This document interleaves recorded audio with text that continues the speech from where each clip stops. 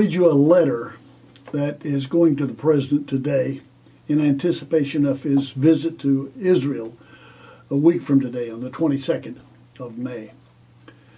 It's a letter sponsored by the ACLI, the American Christian Leaders for Israel, and it's very specific as to the request that's being made to President Trump. I want to read it. Dear Mr. President, thank you for your leadership of our nation, especially the way you are working to keep your campaign promises. We write to respectfully request that your swift action to fulfill a special promise that you made, and also one that the United States made more than 20 years ago to one of our closest and most important allies, Israel. We believe the time has come at long last to uphold the American law by moving the U.S. Embassy to Israel's eternal and indivisible capital city of Jerusalem.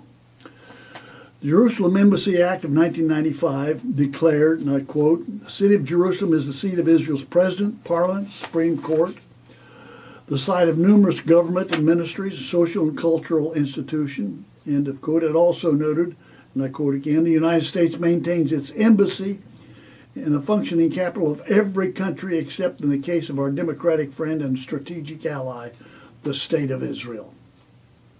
Upon its enactment in October 1995, this legislation established in statute that indeed Jerusalem is the capital of Israel and that the U.S. Embassy should be moved there by May 31st, 1999.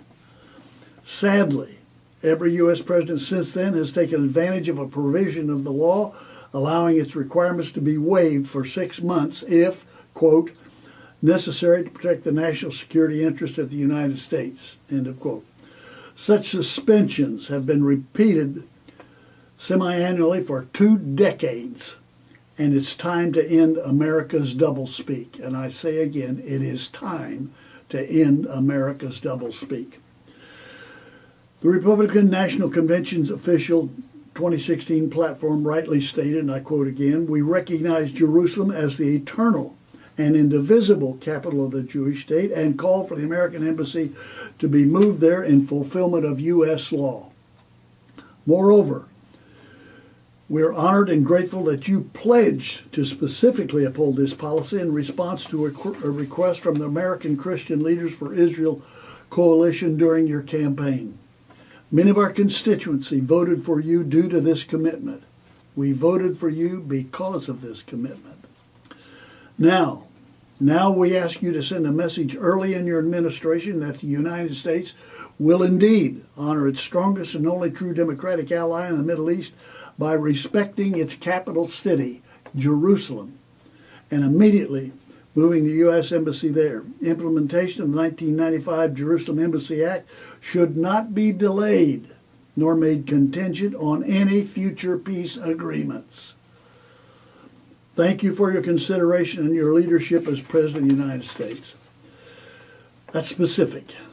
That's very, very specific. And to give you some context, biblical context, God's perspective on this issue. In Psalm 137, verses 5 and 6, God says this, "If I forget you, O Jerusalem, let my right hand forget its skill. Let my tongue cling to the roof of my mouth, if I do not remember you, and if I do not consider Jerusalem my highest joy." Jerusalem is God's highest joy. And I would ask that you would join me in intercessory prayer that President Trump will agree with God and that he will consider Jerusalem his highest joy